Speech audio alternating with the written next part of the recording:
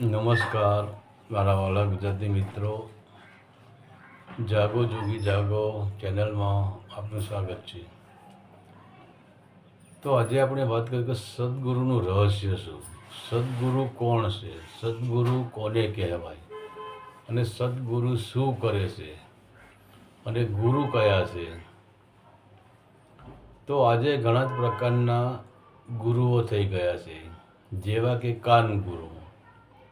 તો તમે જ્યારે કાન ગુરુ પાસે જાઓ છો એટલે એ ગુરુ જે એમના ઈષ્ટદેવની જે પૂજા કરતા હોય તેમનો મંત્ર તમને આપે છે કે રામનું રટણ કરો, નારાયણનું રટણ કરો, ઓમ નમઃ શિવાયનું રટણ કરો અને પછી તમારા કાનમાં ફૂંક મારે છે અને કહે છે કે હવે તમે ગુરુધારી થઈ ગયા, હવે તમારે કંઈ જ કરવાની જરૂર નથી.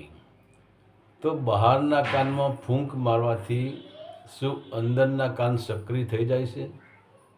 અને બહારના કાનમાં ફૂંક મારવાથી શું સેવકના અંદર અનહદ નાદ ચાલુ થઈ જાય છે? શું સેવક અંદરની યાત્રા કરી લેશે?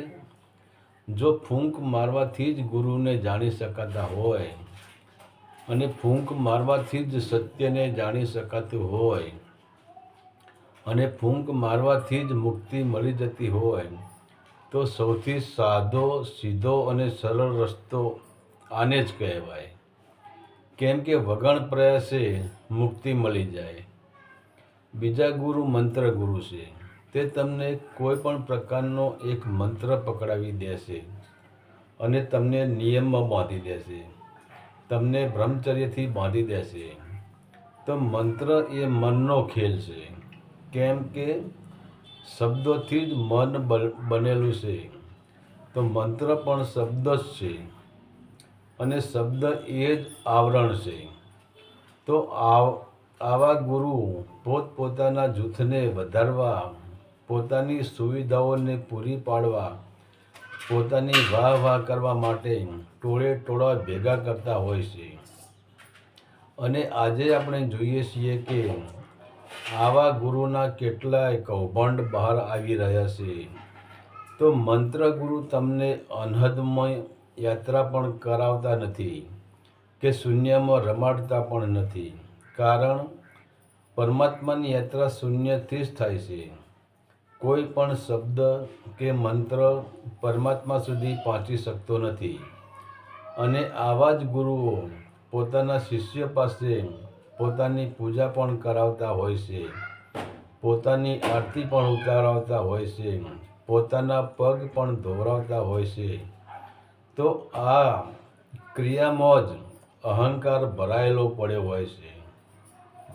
તમે કોઈ દિવસ અનુભવ કરો કે તમારું કોઈએ સ્વાગત કર્યું હોય, તમને તમારો વરઘોડો કાઢ્યો હોય, લોકો તમને નમસ્કાર કરતા હોય, તમારી વાહ થતી હોય, તમારા માટે એક ઊંચું આસન બનાવ્યું હોય અને જો તમે શૂન્યનો અનુભવ ન કર્યો હોય અને ફક્ત મંત્રમાં જ કે શબ્દોમાં જ રમી રહ્યા હોય અને તમે અંદરની યાત્રા ન કરી હોય તો આ બધાથી તમારામાં હુંપણાનો અહંકાર આવી જાય છે.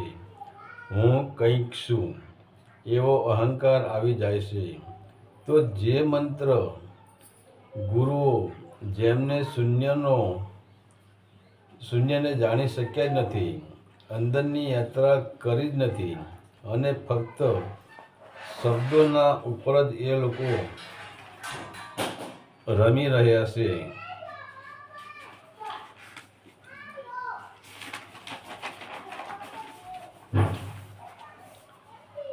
એમનામાં પણ સૂક્ષ્મ સ્વરૂપે અહંકાર ભરેલો હોય છે.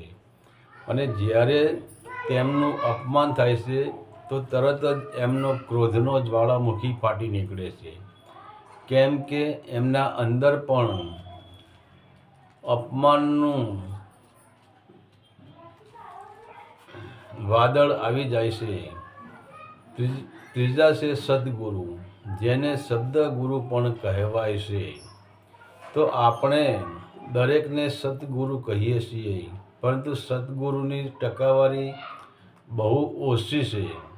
તો સદગુરુ કોઈ મંત્ર આપતા નથી, તે સાધકને સીધા જ શ્વાસ ઉપર ચઢાવીને પહેલાં શ્વાસની યાત્રા કરાવીને સાધકને સુષુપ્તિ અવસ્થામાંથી જાગ્રત અવસ્થામાં લાવે છે.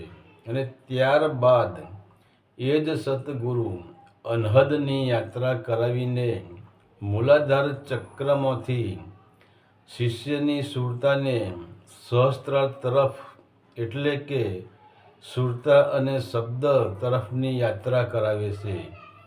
અને શબ્દનું અને સુરતાનું મિલન કરાવીને જ મહાશૂન્યમાં રમાડે છે. એટલે કે બુંદને સાગરનું રૂપ બનાવી દે છે. તો સાચી તો યાત્રા એ જ છે. સાચા સદગુરુ, આપણે જેને સદગુરુ કહીએ છીએ, સત એટલે સત, સત અને સચ. સતગુરુ એ જ સચગુરુ છે અને એને જ શબ્દગુરુ કહેવાય છે, એને જ અનહદ ગુરુ પણ કહેવાય છે. પણ આપણે કોઈ અનહદ ગુરુ એમને કહેતા નથી, આપણે ફક્ત સતગુરુ જ કહીએ છીએ. તો સતગુરુ કોને કહેવાય? સતગુરુ એટલે કે જેને સત્યને જાણી લીધું, જે દેહ હોવા છતાં પણ વિદેહી થઈ ગયો, જેને સત્યને જાણી લીધું અને જેને અનહદમાં યાત્રા કરી. પહેલી યાત્રા શ્વાસોથી શરૂ થાય છે કે શ્વાસથી મોટો કોઈ મંત્ર જ નથી, શ્વાસથી મોટી કોઈ માળા જ નથી. તો પહેલો મંત્ર શ્વાસનો છે, જેને શ્વાસ ઉપર આપણને ધ્યાન આપતા શીખવા દીધું. ભલે આપણે ઓહમ સોહમ કહીએ છીએ, પણ ઓહમ સોહમ બોલવાની કોઈ જરૂર નથી. ફક્ત શ્વાસ ઉપર ધ્યાન આપો એટલે એને અજપા જાપ કહેવાય છે. એ સતગુરુ અજપા જાપથી જ પોતાના સાધકની યાત્રા શરૂ કરે છે. અને અજપા જાપ પછી ધીરે ધીરે છોડાવી દેશે અને અનહદમાં યાત્રા કરાવે છે, અનહદમાં વિશ્રામ કરાવે છે. હવે જ્યારે સદગુરુ અનહદમાં વિશ્રામ કરાવે છે ત્યારે શું થાય છે? એના મૂલાધાર ચક્રમાં જે સુરતા પડી હોય છે, એ સુરતા ત્યાંથી સૂક્ષ્મણા નાડીમાં પ્રવેશ કરીને સહસ્ત્રારની યાત્રા કરે છે. તો વચમાં જેટલા પણ પ્રદેશો આવે છે, જેટલા પણ ચક્રો આવે છે, તો સુરતા એ બધા જ ચક્રોને જાગૃત કરતી કરતી, એનો અનુભવ કરતી કરતી એ સુરતા શબ્દ સાથે જોડાય છે. અને જ્યારે સુરતા શબ્દ સાથે જોડાય છે ત્યારે સુરતારૂપી બુંદ મટી જાય છે અને મહાસાગર એનું મહાસાગરનું રૂપ ધારણ કરી લે છે.